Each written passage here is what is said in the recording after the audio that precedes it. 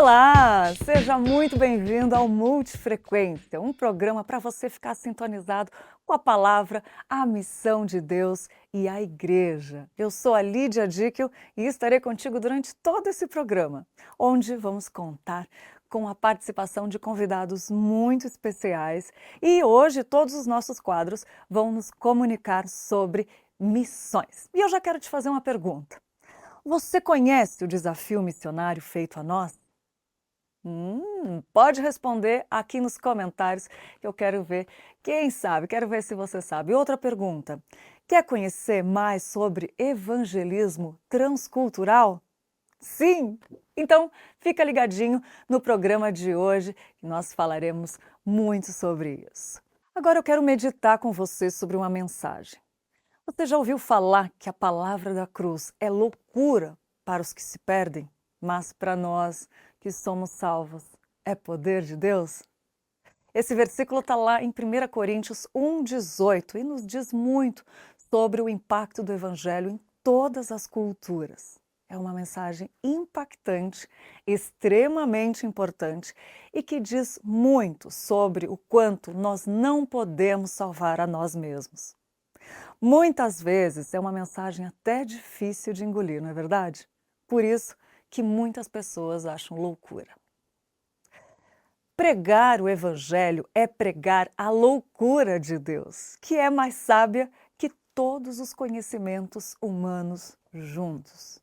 De fato, é um Evangelho que não tem a sua fonte e origem nesse mundo, mas se comunica e faz presente em cada cultura espalhada pelo mundo todo. A palavra da cruz, o Evangelho de Deus, a história de Jesus Cristo, nosso Senhor, Salvador, Redentor, é o poder de Deus para a salvação. E nós somos enviados por Deus justamente para a proclamação dessa grande mensagem da cruz, para que os povos invoquem e adorem a Deus. Olha que coisa mais linda, gente. Em Romanos 10, de 14 a 15, está escrito assim, ó. Como, porém, invocarão aquele em que não creram?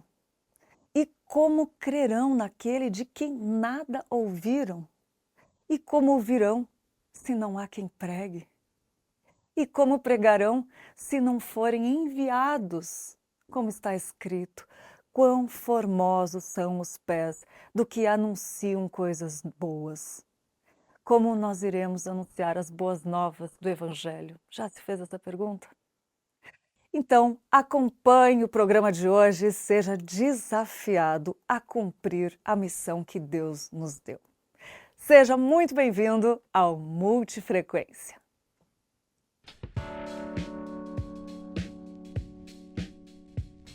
Olá, eu sou o pastor Dantas, missionário da IPB pela APMT, sou responsável pelo projeto Tito, que é um trabalho que está sendo realizado aqui na Europa. E eu estou aqui para responder uma pergunta sobre missões feita por um telespectador.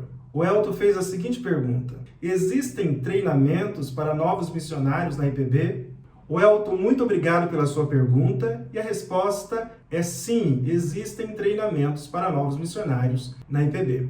Todo missionário presbiteriano precisa ter um curso de formação teológica, seja um instituto bíblico, um seminário, um mestrado ou uma especialização em teologia realizada numa instituição que seja aceita pela IPB. Além disso, todos os missionários da IPB, tanto os da APMT como da JMN, ou que tenha trabalho com PMC, precisam passar pelo CTM, Centro de Treinamento Missiológico, que acontece no IBEL, Minas Gerais, durante 15 dias. E no caso da APMT, todos os seus missionários precisam fazer o CFM, Centro de Formação Missiológica. O curso oferece diversas disciplinas e algumas delas são bastante específicas para o trabalho missiológico transcultural. O Ítalo Veloso perguntou o seguinte: como a oferta da igreja local pode ajudar a missão? Ítalo, muito obrigado pela sua pergunta. E ela nos permite mais uma vez reafirmarmos que o projeto missionário não é do missionário e nem da agência, mas é da igreja. Sendo assim, toda a igreja precisa estar envolvida. Alguns desenvolvendo o trabalho no campo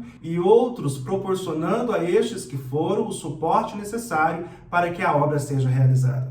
Na Igreja Presbiteriana, todos os projetos missionários são mantidos por meio de ofertas, tanto o sustento do missionário como a manutenção do projeto. A ausência de recursos oriundos da igreja local fragiliza o sustento do missionário e inviabiliza o trabalho.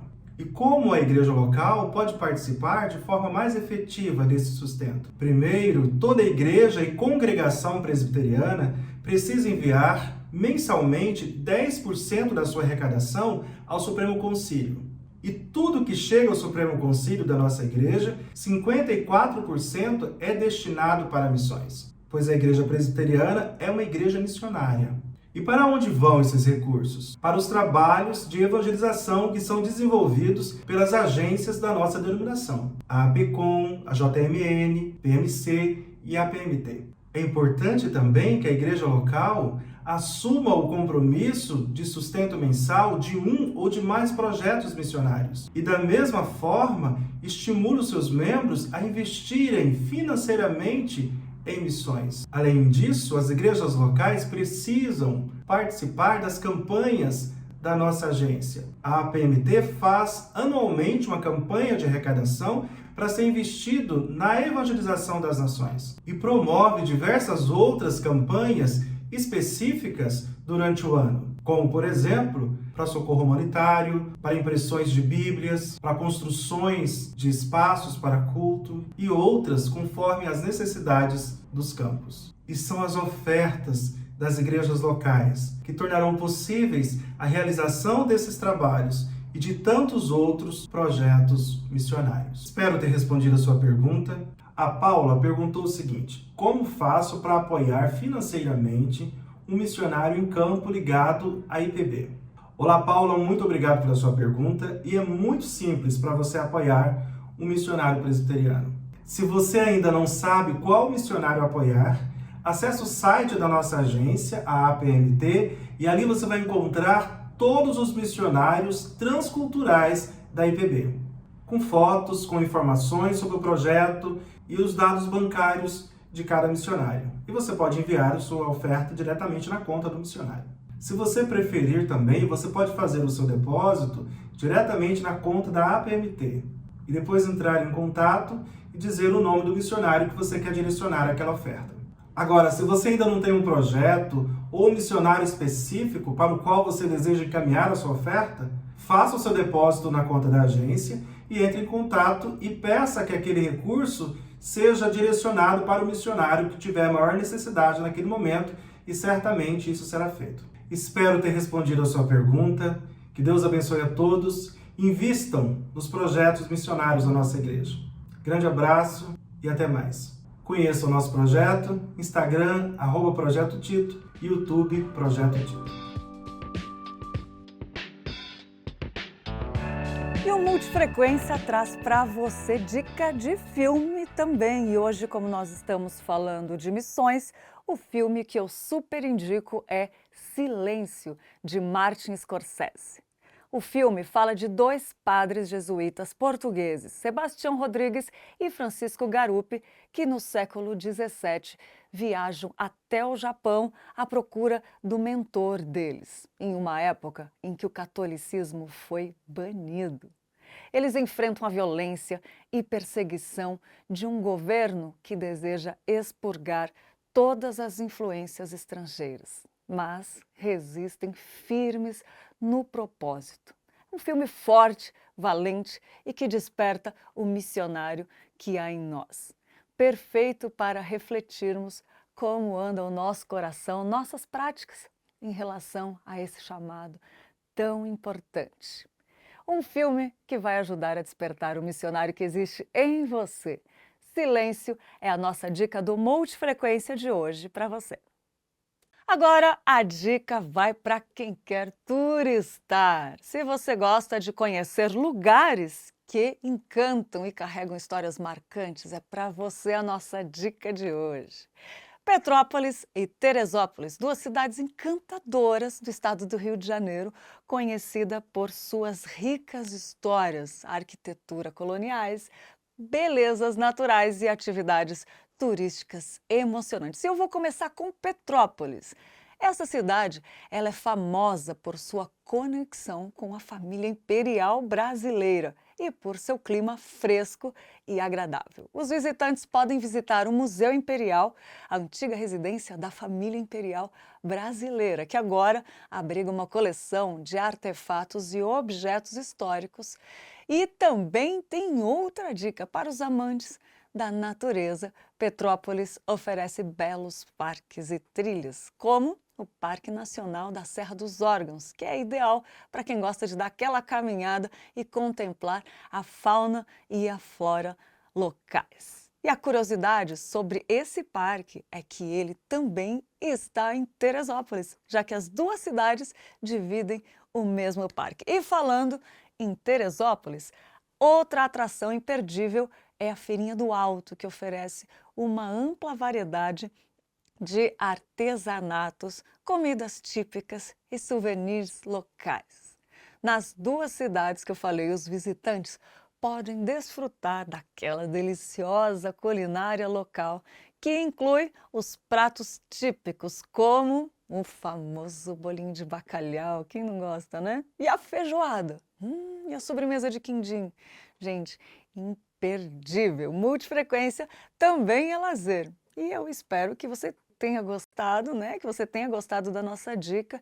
E eu particularmente amo a história dessas duas cidades. Eu pude conhecer Petrópolis, a casa em que morou Santos Dumont. É realmente um mergulho inesquecível da nossa história. Eu dei uma dica de filme, uma dica de turismo e agora eu quero fazer uma indicação literária, claro, né? E já que o nosso programa tem a ver com missões, eu quero dar essa dica para quem gosta de ler. E se você é essa pessoa, presta atenção nesse livro, O Legado Missional de Calvino. E para saber mais do que ele fala, eu peguei o comentário do Michael Horton, teólogo, escritor e professor, que diz assim, ó: dentre os vários mitos que cercam o calvinismo, existe a ideia de que ele é antimissional. Olha que loucura, gente! Os autores reuniram diversas fontes para mostrar o zelo de Calvino pela missão. E fizeram isso sem utilizar abordagens defensivas. Antes, eles mostraram o amor à grande comissão, acima do que a outra doutrina. Você não precisa ser calvinista para ser inspirado por essa história. E mais, tem outro comentário também que o Derek Thomas, ministro e professor, fez sobre esse livro, que ele diz assim: a apresentação de Calvino como uma figura essencial às missões globais era muito necessária. Em O Legado Missional de Calvino, a afirmação de que o calvinismo é contra a evangelização e a obra missionária é claramente mostrada como falsa teológica e historicamente. Fenomenal, né? Dica preciosa para se aprofundar ainda mais nessa prática que cabe a todos nós cristãos. E agora a gente vai para uma parte muito gostosa do nosso programa, que é a conversa com o convidado, entrevista. E hoje nosso convidado vem lá de Portugal, reverendo Tiago Cavaco, que é formado em Ciências da Comunicação na Universidade Nova de Lisboa. Ele frequentou o curso de Teologia no Seminário Teológico Batista e é pastor na Igreja Batista da Lapa, em Portugal. Ele fundou com os amigos a editora musical Flor Caveira e continua a gravar e produzir discos, excelentes por sinal. Ele também trabalhou 10 anos em televisão, colabora com a revista Ler e mantém o blog Voz do Deserto. Casado com Ana Ruth desde 2002, pai da Maria, Marta, do Joaquim e do Caleb. É autor de Arame Farpado no Paraíso, Cuidado com o Alemão, um livro sobre Martim Lutero e vários outros títulos importantes. Pastor Tiago Cavaco, que alegria poder conversar com o senhor novamente, né, nesse novo programa e falando sobre missões. O senhor que teve uma experiência tão forte, marcante e que não serviu só para o senhor mas como para nossa igreja, nosso Brasil, né, também, levar uma ideia de um pastor para outros pastores, né. Muito bem-vindo ao Multifrequência. Obrigado, Lídia, obrigado. Eu é que agradeço o convite e a maneira generosa como sou sempre recebido por ti em todas as conversas que já tivemos no passado. Oh, meu Deus, é uma benção, é a graça de Deus, né. Muito bom, mas vamos começar falando, pastor, para se Vamos. tem quem não conhece ainda a sua história, eu queria que o senhor contasse um pouquinho a sua história, que é a respeito do livro Arame Farpado, né, no deserto, e falasse um pouquinho de como foi essa experiência que frutificou um livro para gente, para quem está assistindo, pastor. Foi uma experiência única quando, em 2017, depois de vários projetos de viagem ao Brasil que não foram concretizados, finalmente em 2017 eu pude visitar o Brasil. E essa visita foi muito importante porque eu tinha muita expectativa em relação a essa visita, mas ela superou em muito as minhas expectativas. Primeiro porque me mostrou um pouco apenas de um país que é muito grande, muito diverso, muito cheio de coisas que não se encontram em Portugal, por exemplo, no que diz respeito ao vigor e à intensidade das comunidades evangélicas. Portugal é um país menor que o Brasil, tem apenas 10 milhões de pessoas, os evangélicos não são muitos, são cerca de 2% da população, portanto, só por essa vitalidade dos nossos irmãos evangélicos no Brasil, só isso já teria sido uma experiência incrível, porque eu passei por São José dos Campos, São Paulo, Fortaleza, Belo Horizonte e Curitiba. Só por isso já teria sido a viagem de uma vida. E eu, quando fiz essa viagem, estava a promover alguns dos meus livros que tinham sido publicados e que foram publicados pela editora Vida Nova. Um deles era os 6 Sermões contra a Preguiça, o outro era o Cuidado com o Alemão, um livro sobre o Martinho Lutero, e o outro era Ter Fé na Cidade.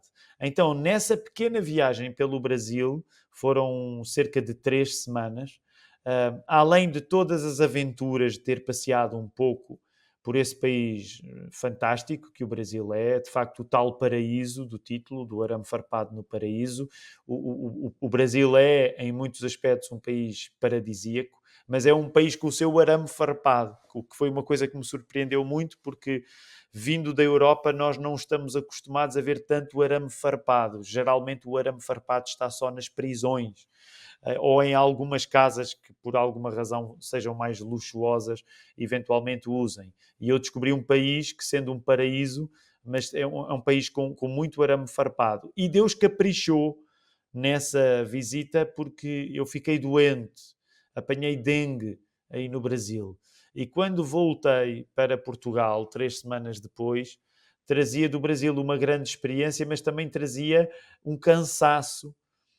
Primeiro por causa do dengue, que apanhei, creio eu, em São José dos Campos, mas porque depois do dengue já ter passado em Portugal, ficou um cansaço muito grande, que depois se foi tornando numa experiência nova, que me fez virar para dentro em 2017, porque cheguei a um período de muito cansaço e de grande esgotamento, e pronto, é toda essa história que depois se prolongou até 2019, num período sabático em que passei 6 meses fora da minha igreja nos Estados Unidos, e é um pouco a história desses 2 anos algo turbulentos, que eu conto no Arame Farpado no Paraíso.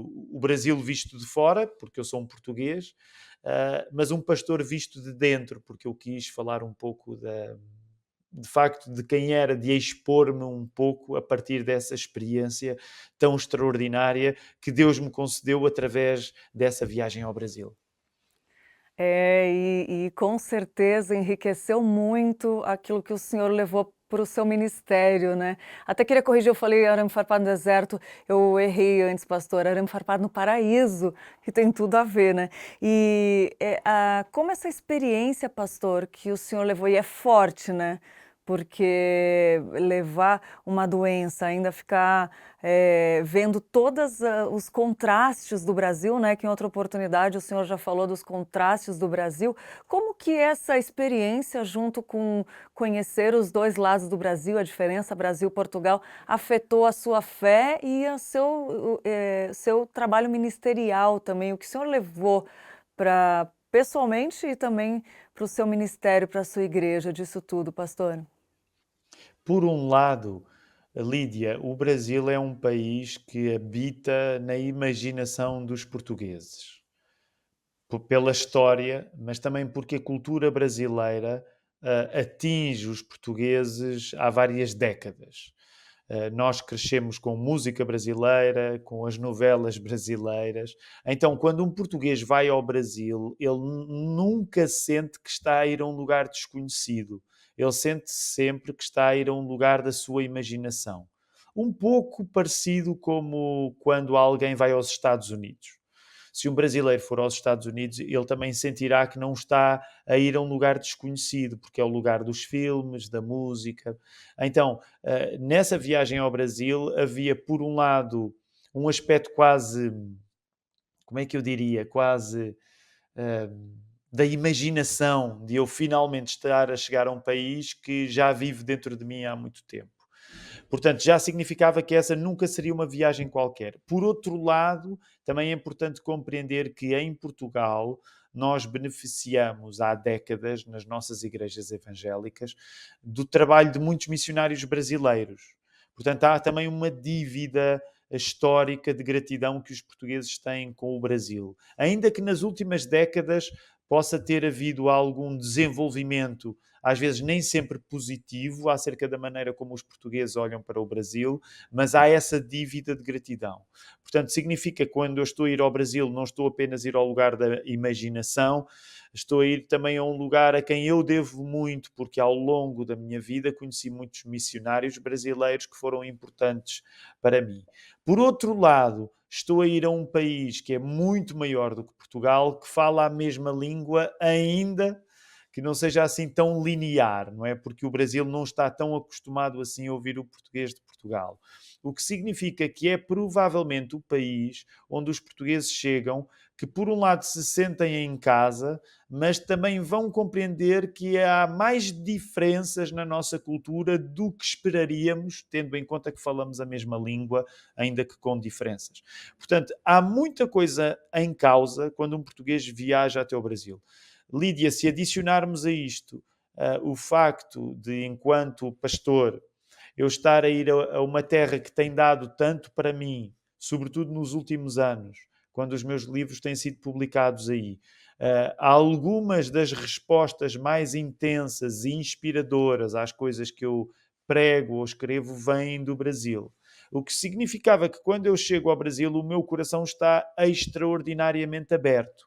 Como tu sabes, às vezes, o nosso coração estar aberto também significa que nós podemos sentir-nos algo quase sem resposta para dar.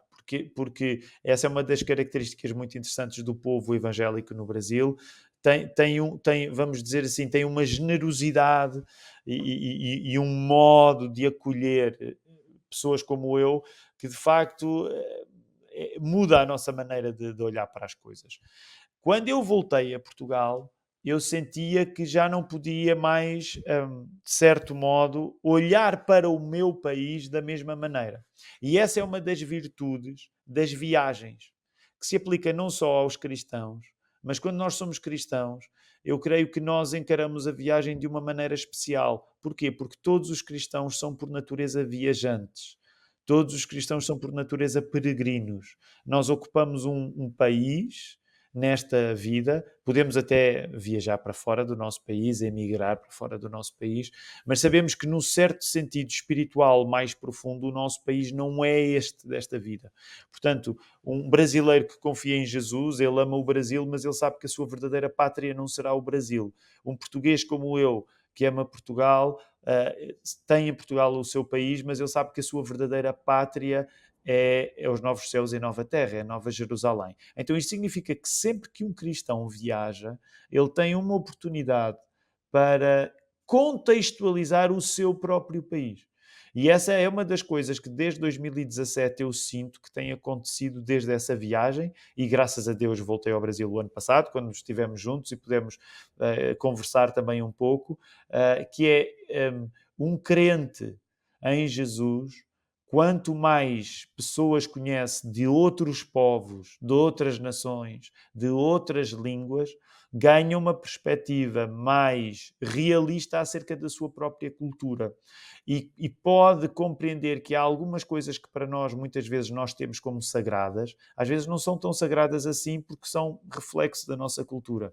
Quanto mais tempo eu invisto conhecendo o Brasil ou outro país qualquer, melhor eu posso conhecer um pouco o meu país também. E melhor eu consigo compreender também a graça de Deus que junta no seu reino pessoas de origens diferentes. E quando nós conseguimos vencer as nossas diferenças graças a Jesus, nós ganhamos uma possibilidade de olhar com mais compaixão para pessoas que são diferentes de nós, na nossa cultura, mas pessoas que são diferentes de nós fora da nossa cultura também. Então, isso é muito precioso na experiência e no privilégio de viajar. E nós somos, Lídia, a geração que na história do mundo mais viaja, porque temos uma tecnologia de transportes que hoje nos permite coisas que seriam consideráveis impossíveis há 100 anos.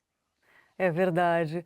Pastor, que coisa linda sempre ouvir essa história e ver esse despertamento, né? E uma das coisas que eu queria ver com o senhor é sobre esse despertamento missional que às vezes muitos cristãos não entenderam ainda o valor de missões e se despojar, da importância de se despojar de si e viver outras culturas e se tornar um, né? Como o senhor bem falou, através da graça de Cristo. Mas aí eu queria lhe perguntar em relação às igrejas. Como que as igrejas podem trabalhar para despertar esse discernimento de missões, que é tão importante para o reino, já que somos viajantes? Olha, é isso mesmo, Lídia. Já que somos viajantes, uma das coisas que mais vai despertar a nossa consciência missionária é entendermos que a aventura missionária não começa connosco. Ela começou com o próprio Senhor Jesus. Quando, por exemplo, lá na carta que Paulo escreveu aos Filipenses, no capítulo 2, se diz a partir do verso 5: tende em vós o mesmo sentimento que houve em Cristo Jesus, que existindo em forma de Deus, não considerou o facto de ser igual a Deus algo a que devesse se apegar, mas pelo contrário esvaziou-se a si mesmo, assumindo a forma de servo e fazendo-se semelhante aos homens. E o texto continua, uma das coisas que nós compreendemos é que Jesus é o primeiro missionário, porque Jesus abandona o lugar da sua pertença natural, o céu, a presença junto de Deus Pai. Jesus abandona, como agora está na moda dizer, o seu lugar de conforto, e ele desce, ele esvazia-se, para que, de facto, através dessa descida, desse esvaziamento, outros possam ser salvos por ele.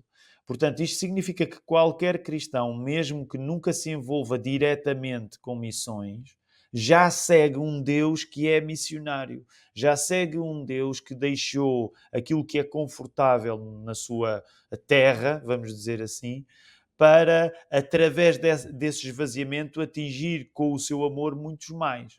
Todas as pessoas que já viajaram e gastaram mais tempo fora da sua terra sabem que uma das experiências que muda a nossa vida é que quando nós estamos fora da nossa terra, o nosso próprio sentido de valor é mexido. Imagina, Lídia, tu estás no Brasil, tens, por exemplo, o privilégio de ter um trabalho de exposição, porque neste caso conversas com pessoas, és uma comunicadora profissional. E há muita gente no Brasil que já te viu a trabalhar. Pode acontecer, não só em São Paulo, noutras cidades do Brasil, tu ires a alguns lugares e algumas pessoas até te reconhecerem e virem ter contigo e apreciarem o teu trabalho. Agora imagina, por exemplo, que tu vinhas passar meio ano a Portugal Talvez algumas pessoas em Portugal te reconhecessem, mas era muito provável que tu em Portugal não tivesses o mesmo tipo de reconhecimento que tens no Brasil. Portanto, tão somente quando nós saímos da nossa terra e gastamos tempo fora do nosso país, um dos testes da viagem é que o nosso próprio sentido de valor é desafiado. Nós temos de saber bem quem somos quando estamos num lugar onde as pessoas não sabem quem nós somos. Portanto, isso significa que o estado de missões, fazer missões, é colocar-se a imitar Jesus nesta mesma descida de Filipenses 2, em que nós saímos do conforto, nós saímos do lugar onde éramos alguém e de repente parece que a nossa importância se esvazia. E isso é uma coisa que hoje é para mim muito importante quando convivo com missionários. Eles tiveram de deixar circunstâncias preferíveis para vir falar de Jesus, muitas vezes a pessoas que nem sequer os vão valorizar assim tanto. Portanto, qualquer igreja cristã deve compreender que a semente de missões não começa connosco, começa com o próprio Deus, começa com a própria encarnação do nosso Senhor Jesus. E isso logo ajuda-nos a compreender que missões, nesse sentido, não é apenas para missionários, é para todos, mesmo para aqueles que nunca vão precisar de sair do seu país e ir para outro lugar. É uma identificação com o esvaziamento ao qual Jesus se expôs. E ao contrário do esvaziamento ser uma coisa má, o esvaziamento é algo que foi usado para Jesus ser glorificado. Portanto, nós darmos de nós, eventualmente perdendo o nosso conforto, perdendo o reconhecimento, é uma maneira de imitarmos o nosso Senhor que assim nos amou tanto. Que coisa linda, pastor. E uma coisa interessante também é que é tanto movimento que gera, né, uma atitude dessas, uma prática missional, que tem muito mais, né? A gente pincelou algumas, mas são grandes os desafios que os missionários enfrentam ao sair, né? Além desses bem significativos que o senhor já colocou, devem ter outros ainda, que nem o senhor veio e foi para passar um período ainda. Imagina quando o missionário vai e fica lá, quando tudo parece, pastor, assim, ó, não tenho mais força, não consigo. Eu já vi histórias de missionários, pastor, que eles vão e não começam a não ver frutos, não ver frutos. Tem missionário que depois de gerações nem chegou a ver os seus próprios frutos, bem como a palavra fala, né? Mas tem aquela sensação de que não estou conseguindo, não estou dando certo. Esse é um dos desafios, dentre os quais os muitos que o senhor já comentou aqui, mas eu queria perguntar para o senhor, assim, quais os desafios que o senhor acha que o missionário enfrenta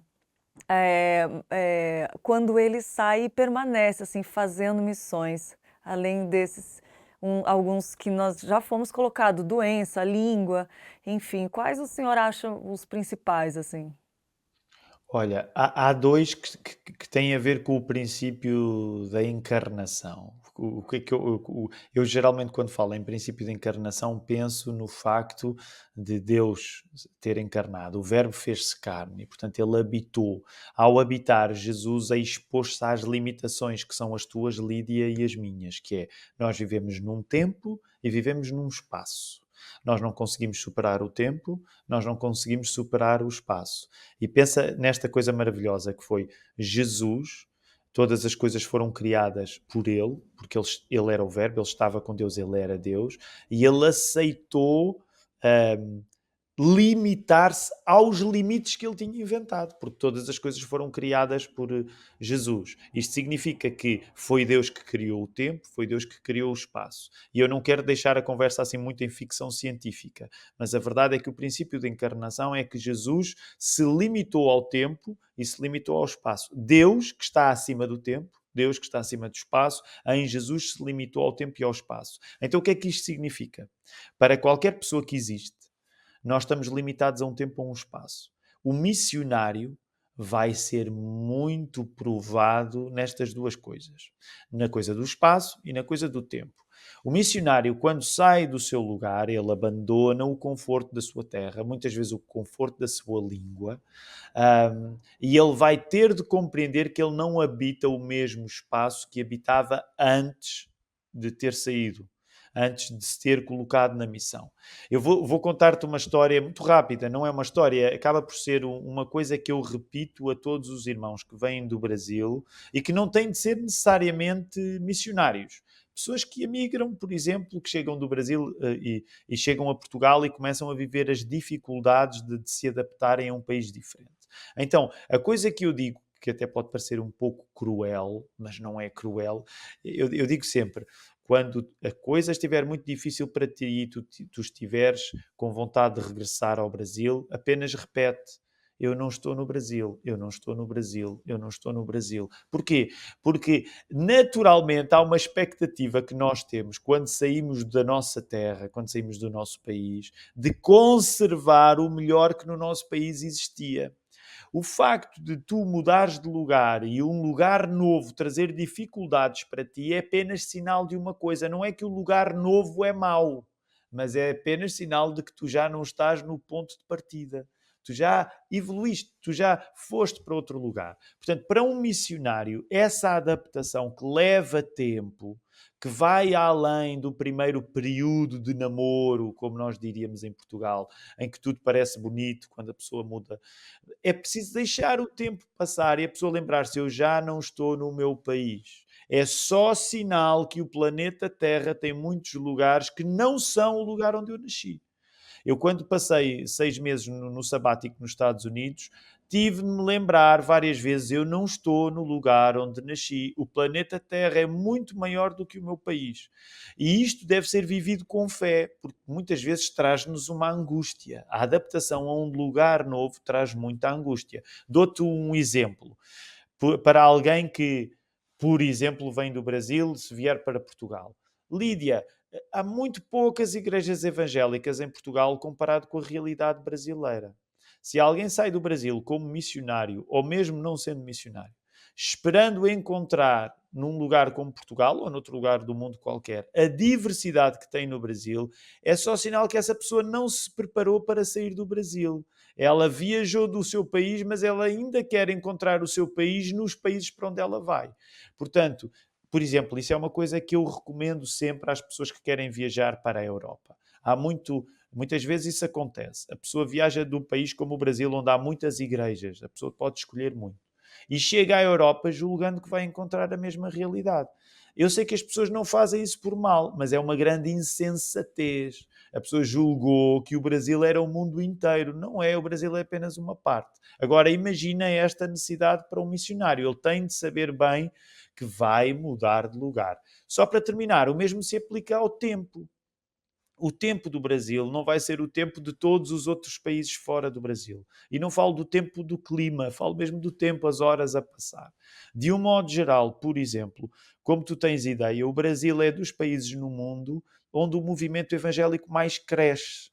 Não é? Continuam a fazer estimativas, será que os evangélicos já são 30% no Brasil ou não? São muito poucos os países no mundo onde números assim de evangélicos existem. Significa que até o tempo do ministério para um missionário que vem do Brasil não vai ser correspondido na maior parte dos outros países que existem no mundo.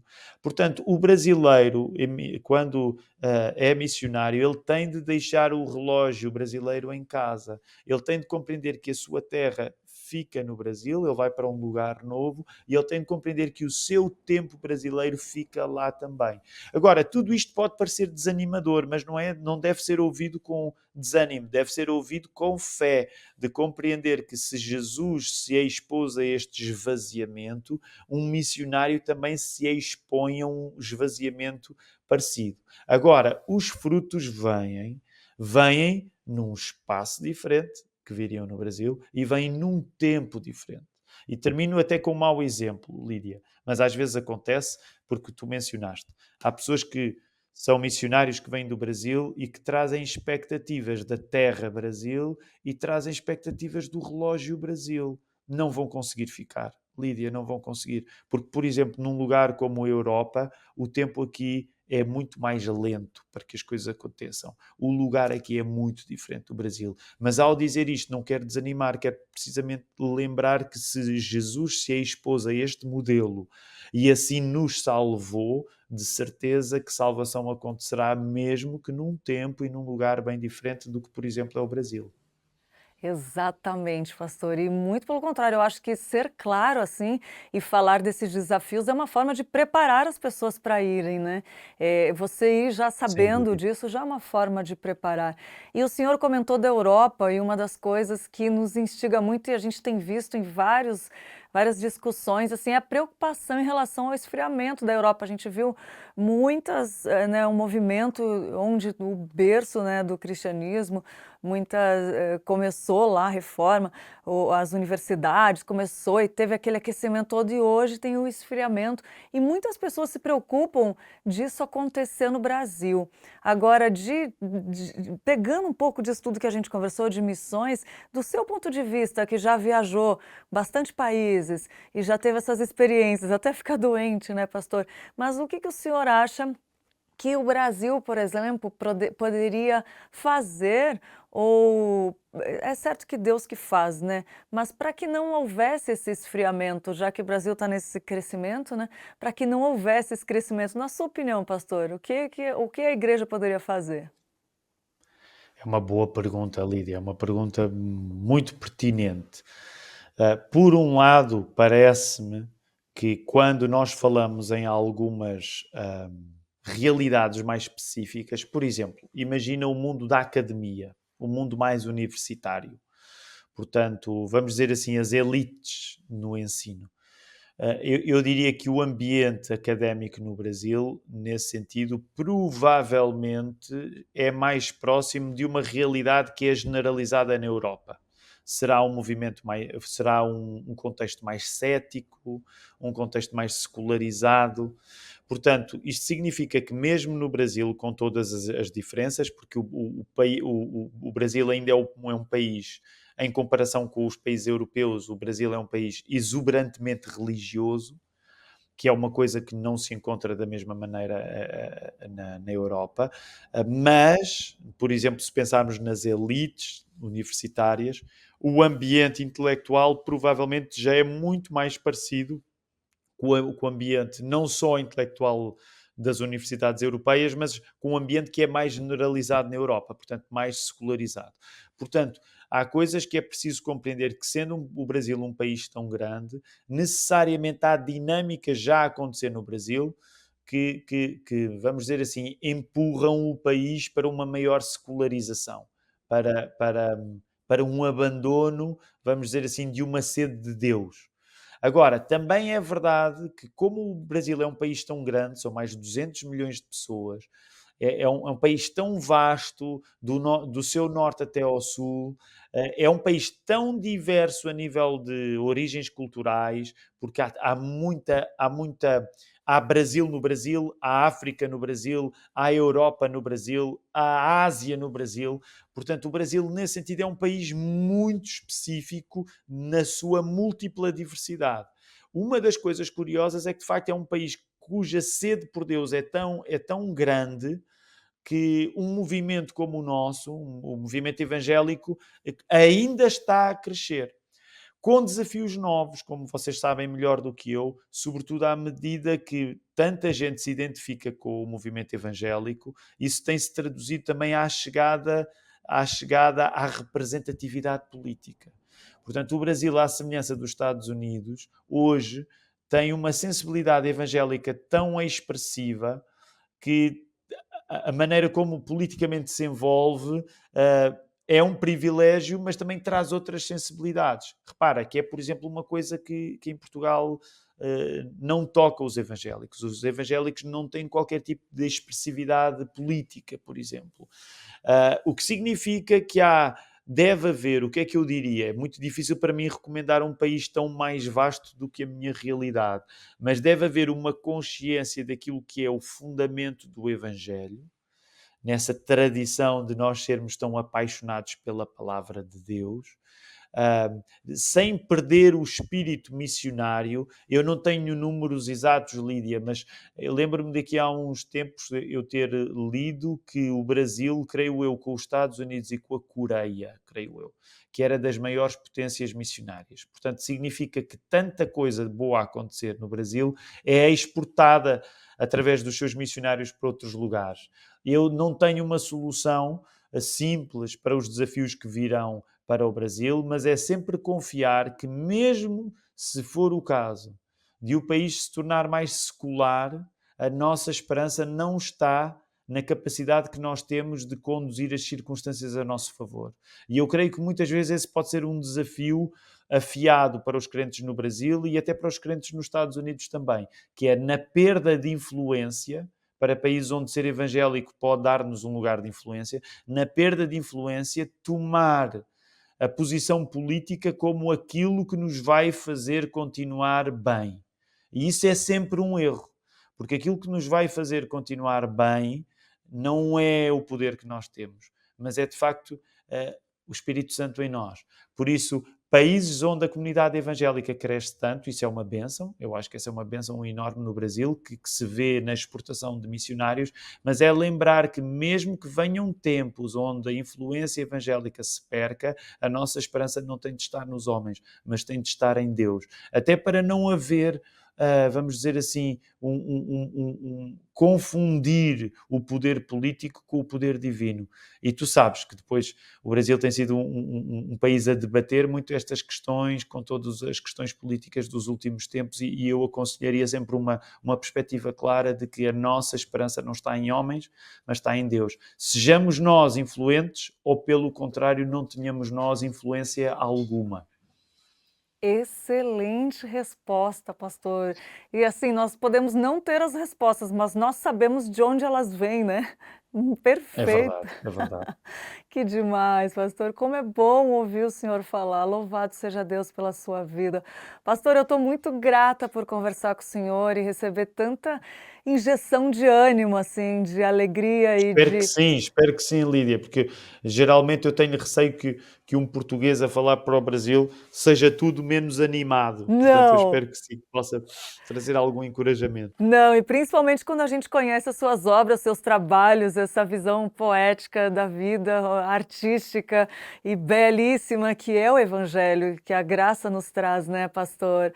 Mesmo com as dificuldades da caminhada, com os desafios, né, a gente, bem como o senhor falou agora, nessa pergunta, a gente sabe de aonde está a nossa esperança, onde está a nossa resposta, e com certeza assim é muito alegre ouvir o Senhor sempre. Pastor, está Obrigado, voando obrigado. aqui, mas eu gostaria que o senhor falasse um pouquinho dos seus canais, da igreja na Lapa, a igreja que o senhor pastoreia, para quem quiser conhecer um pouquinho mais, quem quiser seguir, ouvir os sermões do pastor Tiago Cavaco, fala um pouquinho de onde vocês estão e se tiver algum projeto novo que o senhor quiser divulgar, de livro ou, enfim, de novidade aí, fala para a gente, compartilha com a gente.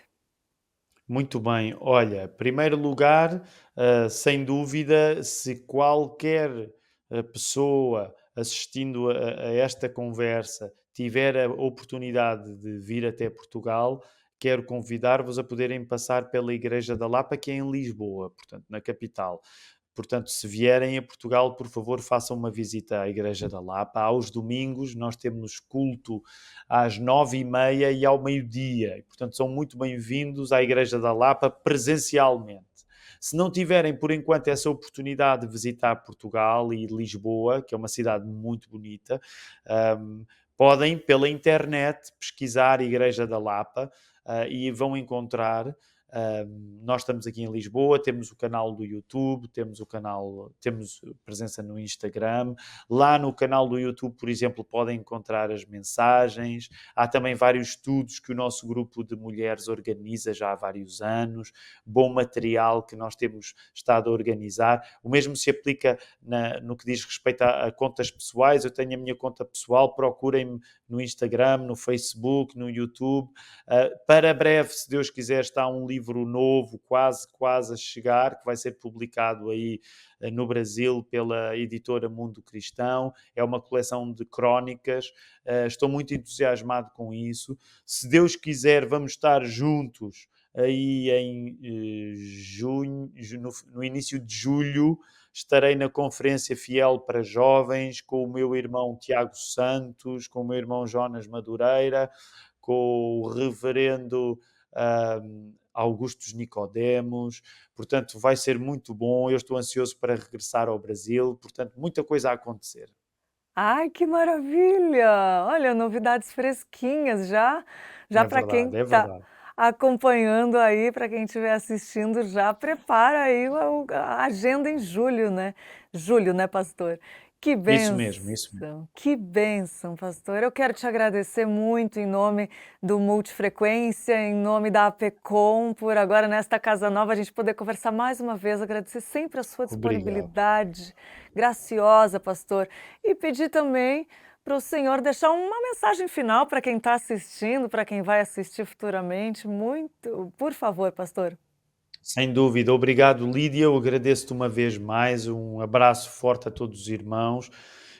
Agarrem essa oportunidade, podendo passar por Portugal, visitar aqui em Lisboa a Igreja da Lapa. E gostava de recordar o texto que mencionámos, que conversámos um pouco acerca dele, Lídia, em Filipenses 2, porque ele de facto é para nós uma razão de encorajamento, quer nas alturas de vitória, porque a vitória é aquilo que o Senhor já garantiu para nós, a verdade é essa, nós não devemos envergonhar-nos, nós temos a vitória garantida para nós por causa de Jesus, e por isso mesmo lembrarmos que o Senhor, aliás, há pouco eu li até ao verso 8, vou terminar lendo o verso 9 até ao verso 11 de Filipenses 2. Por isso Deus também exaltou Cristo com soberania e lhe deu o nome que está acima de qualquer outro nome, para que ao nome de Jesus se dobre todo o joelho dos que estão nos céus, na terra e debaixo da terra, e toda a língua confesse que Jesus Cristo é o Senhor, para a glória de Deus Pai. Este que é glorificado, que é exaltado sobre todos os nomes, é aquele que experimentou o esvaziamento, é aquele que passou pelo vale da sombra da morte, é aquele que se viu afastado da presença do Pai, para que através desse percurso na escuridão ele pudesse resgatar para si tantos. E ele não perde nenhum daqueles que é dele, ele não esquece de nenhum daqueles que é dele, e ele ama-nos até ao fim. Por isso, se tu estás mais desanimado, recorda-te disto. Jesus sabe bem o que isso é, e por isso mesmo ele intercede a teu favor. Ele não é um Deus ausente daqueles que sofrem, ele é um Deus que levanta aqueles que sofrem. E por isso nós sabemos que graças a ele, não graças a nós, mas graças a ele, ao amor de Deus, nós sabemos que a vitória está garantida para nós. Que isso possa animar-te nesta hora, meu querido irmão, minha querida irmã. Amém, amém, amém, pastor. Que presente de Deus conversar com o senhor. Louvado seja Deus, e que muitas Amém. vidas que estejam assistindo possam ser tocadas e movidas com esse arder do Espírito Santo de Deus por Amém. missões, por levar a palavra, por se despojar, por tanta coisa linda que o senhor falou aqui nessa entrevista. E mais uma vez, obrigado, senhor, por dedicar um tempo a nós. Muito obrigada, pastor, e até a Obrigado eu, Lídia, próxima, se obrigado. Deus Até quiser, à né? próxima. Até à Quem, próxima. quem sabe em julho, né, pastor? Vamos a isso, vamos ter de combinar, Lídia, vamos ter de combinar. Eu não vou a São Paulo sem marcarmos uma conversa. Ai, que bom, combinado então. Pastor, Deus abençoe e Deus te até abençoe a também, minha irmã próxima. Lídia. Amém, amém, obrigada. Ai, gente, que coisa linda, né? Como é bom. Deixa aí nos seus comentários o que você achou dessa conversa, desse bate-papo. Falou o seu coração? Então me conta aí que eu quero saber. E agora a gente continua com Multifrequência aqui com mais conteúdo para você. É isso, minha gente. O programa chegou ao final e você ouviu instrução bíblica, testemunhos pessoais, possibilidades de pregar o evangelho e ser capacitado para tal também, né? E eu deixo uma pergunta para você pensar. Como será a sua vida depois disso? Deus nos envia e capacita para a missão. Cabe a nós obedecer e sermos fiéis. Que Deus nos abençoe, nos guie nesse caminho. E muito obrigada por nos acompanhar até aqui. E eu digo mais, continue nos acompanhando na IPB Multi, pois o nosso programa ainda tem muito mais. Até a próxima. Fiquem com Deus.